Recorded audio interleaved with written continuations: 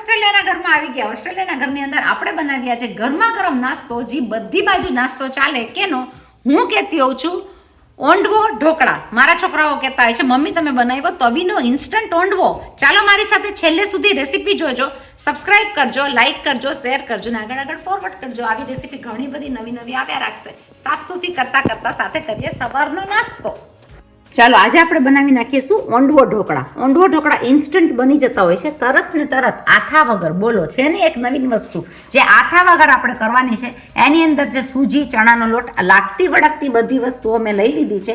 જેમ જેમ લેતી જાઓ, જેમ જેમ કરું એમ તમે પણ જોતા જાઓ આપણે કેવી રીતે કરીએ છીએ ઓંડવો ઢોકળા ઇન્સ્ટન્ટ. આપણે લઈ લઈશું 1 વાટકી રવો, એની સાથે હું લઈ લઈશ અડધી વાટકી ચણાનો લોટ. આ બે વસ્તુને આપણે કરી નાખશું મિક્સ. આપણે લઈ લઈશું 2 પિંચો હળદર અને માપ પ્રમાણે નિમક. એની અંદર લઈ લઈશું 10 ગ્રામ જેટલું દહીં. એને આપણે કરી નાખશું મિક્સ. એને આપણે કરી નાખશું એકદમ સરખી રીતના મિક્સ.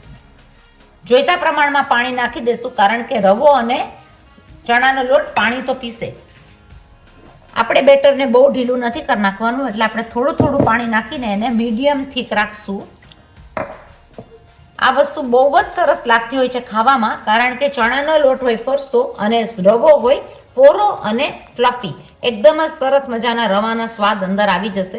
તો રવા અને ચણાના લોટનું ઓંડવાનું ઢોકળું તમે જરૂર બનાવજો, બહુ જ સરસ થતું હોય છે. આને હું રાખીશ આ પ્રમાણેના મિક્સિંગમાં, કારણ કે આની પાછળ મને જોઈતા પ્રમાણમાં જેમ જોઈએ એમ આપણે ઓંડવો મસાલામાં કરશું. ચલો ભાઈ, આપણું મિક્સિંગ તો બહુ સરસ મજાનું થઈ ગયું છે, તમે જોઈ શકો ઠીક થઈ ગયું છે. આપણે એની અંદર થોડું પાણી નાખીને કરી નાખશું સોફ્ટ. આપણે કરી નાખશું ઓંડવાનું મિક્સિંગ ઓંડવા જેવું. આ ઇન્સ્ટન્ટ ઓંડવો બહુ જ સરસ થતો હોય છે, નથી આથો નાખવાની ઝંઝટ, નહીં કંઈ જ. આપણે નાખી દઈશું બધા વેજીટેબલ્સ એની સાથે. આ મિક્સિંગ આપણું બહુ સરસ લાગે છે. અને આપણે કરી નાખીએ એનો મસાલો.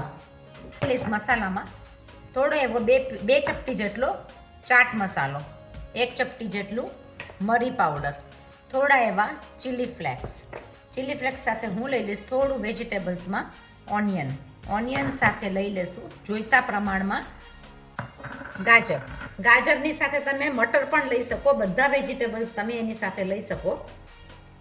આપણે લઈ લઈશું ચાટ મસાલો, જીરું પાવડર નાખેલું છે, ચાટ મસાલો નાખી દીધો છે. એની સાથે નાખી દઈશું થોડા એવા ધાણા ને આ બધી વસ્તુને કરી નાખશું આપણે મિક્સ.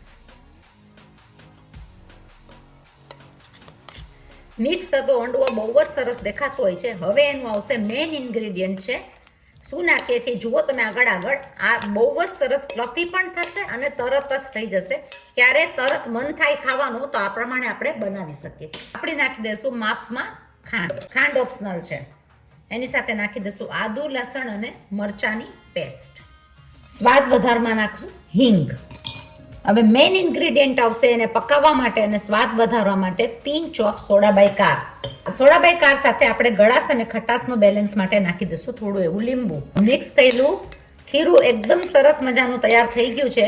તમે બોલો ફ્લફીનેસ પણ આવી જશે, સોફ્ટનેસ પણ આવી જશે અને બહુ જ સરસ રીતના આ ખીરું આપણું તૈયાર થશે. આનો આપણે બનાવશું ઇન્સ્ટન્ટ ઓંડવો. ક્યારે પણ તાજો નાસ્તો ખાવો હોય, તરત ને તરત નાસ્તો કરવો હોય તો આ ફ્લફીનેસ વાળો, સોફ્ટનેસ વાળો ઓંડવો તરત સરસ લાગતો હોય છે. આને તમે ઢોકળાની રીતથી પણ મૂકી શકો. ખાવામાં હલકું, ફોરું, સ્વાદિષ્ટ અને હેલ્ધી. ચલો આપણે ઓંડવાને બનાવી નાખીએ તવીમાં કે કડાયામાં. તમે ગમે એ રીતના ઓંડવો મૂકી શકો વઘાર મારીને. સોફ્ટનેસમાં તમને જાડું પાતળું લાગે તો તમે પાણી પણ એડ કરી શકો. આપણે નાખી દઈશું વઘાર અને આપણે તવીમાં કરી નાખશું ઇન્સ્ટન્ટ ઓંડવો. 1 ટેબલ સ્પૂન તેલની અંદર લઈ લેશું રાઈ. જેવી આપણી રાઈ થવા માંડી જાય આપણે લઈ લેશું 1 સૂકું મરચું, 1 લીલું મરચું, તજ, લવિંગનો વઘાર. એની સાથે લઈ લેશું સ્વાદિષ્ટ એવું જીરું સાથે તડતડ થાય એની સાથે આપણે લઈ લેશું થોડા એવા તલ. ચલો ભાઈ, આપણો વઘાર તો બહુ સરસ થઈ ગયો છે. આપણે નાખી દઈશું એની અંદર ઓંડવાનું ખીરું. આપણે એને પાથરી નાખશું થોડું એવું પાતળું અને એકદમ સરસ રીતના રાઉન્ડ ગોળ ઓંડવાની રીતથી. આનું તમે ઢોકળું પણ બનાવી શકો. આ મસાલો એકદમ સરસ રીતના લાગી જશે એનો વઘાર. અને આપણે એને થવા દેશું ધીમા તાપે 5 થી 7 મિનિટમાં આ થઈ જશે આપણું ઓંડવો તૈયાર ઇન્સ્ટન્ટ.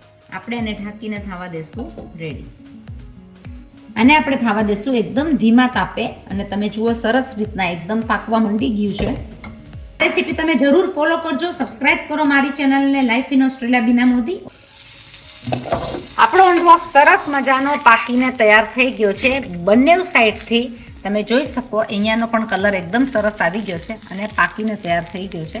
તો આપણે એને લઈ લઈશું એક ડીશમાં.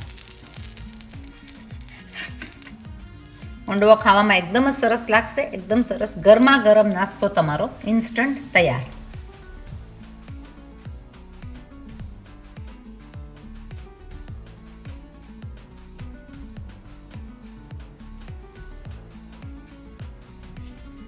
ચાલો ગરમા ગરમ ઓંડવો ખાવા માટે રેડી બધી ચટણીઓ સાથે.